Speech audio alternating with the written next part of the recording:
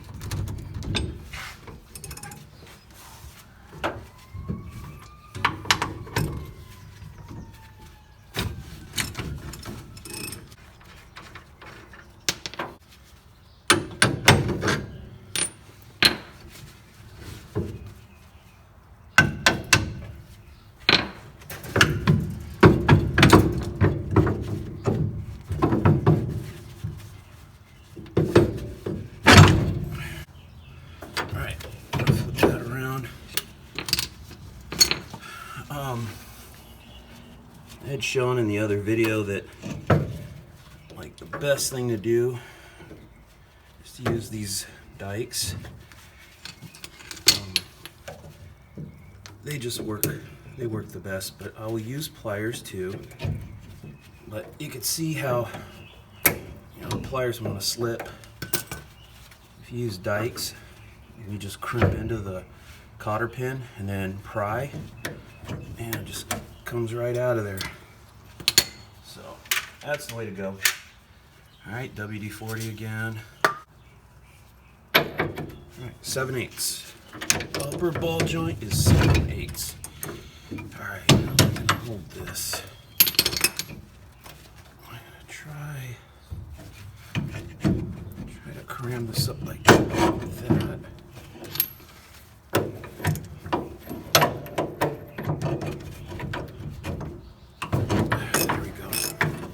Seams.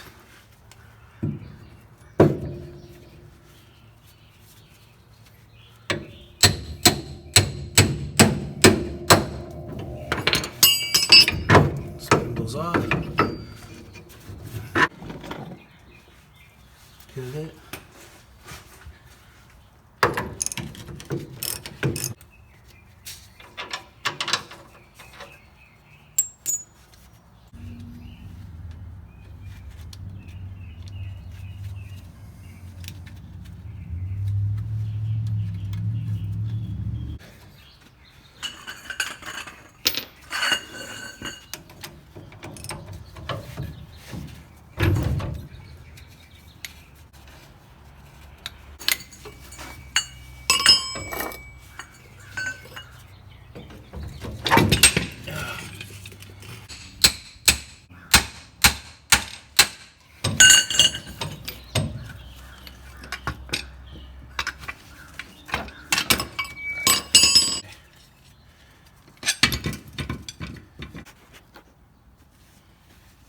All right, upper ball joints. Now when you take these off, you want to take them off while the upper arm is still bolted to the car. Why? If you take all this off, you're going to find out in a bad way, because it's so hard to try to hold the control arm with the amount of force it takes to pull these guys out. So if you leave it in here, it's better than putting this in a vise. It takes a special socket, see square shape to it. Mopars are threaded in, they are not pressed in. So if you're a Chevy guy or just learning Mopars, you'll be in a world of hurt if you're trying to knock it out. So, at any rate, yep, that thing is on there. So, back to the pipe.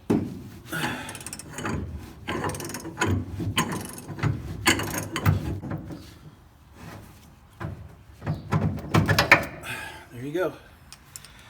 Now, it's kind of crazy, these ball joints and the upper arm threads.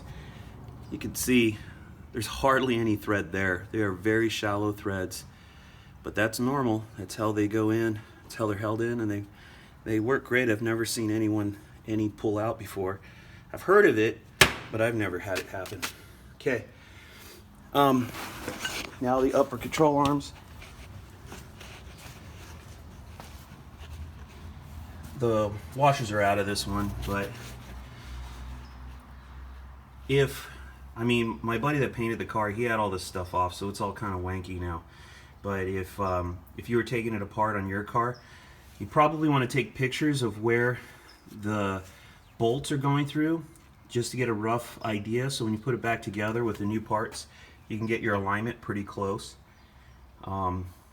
These are the eccentric. There's an eccentric washer on both sides of this bolt, and it pushes the control arm, you know, in or out on the front or on the back for your alignment.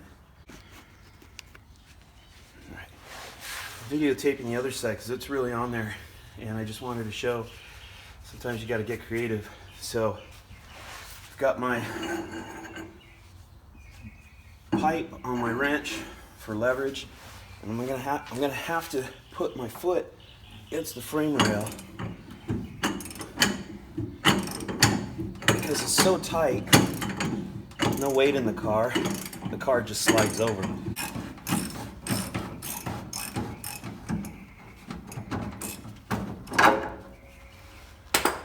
Voila! So I'm going to tap the alignment bolt out.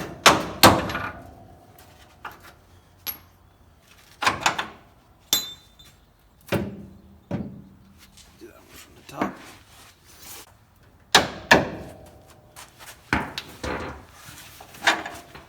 Okay. Oh, and just so you can see, these are the eccentric washers. So as you turn this guy, it pushes the arm in or out on either side.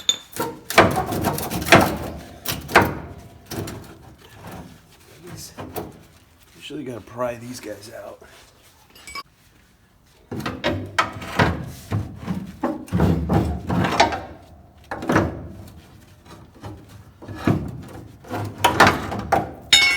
There you go.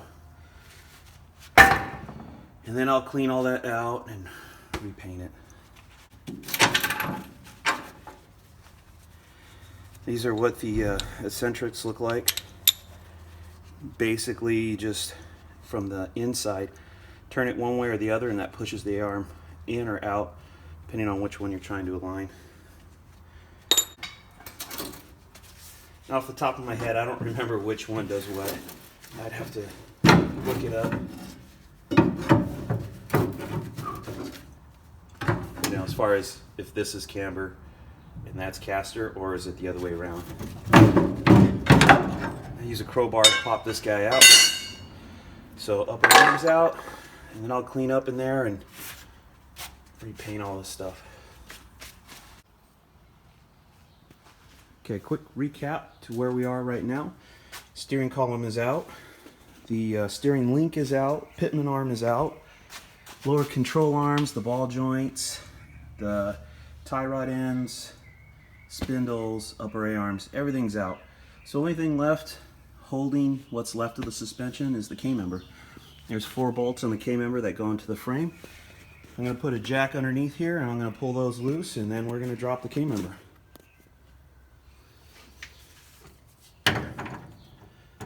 Alright, these are the last 2 K-member bolts. I have the other side out already. It's 1 inch and 1/16. It's the size socket you need to get these out.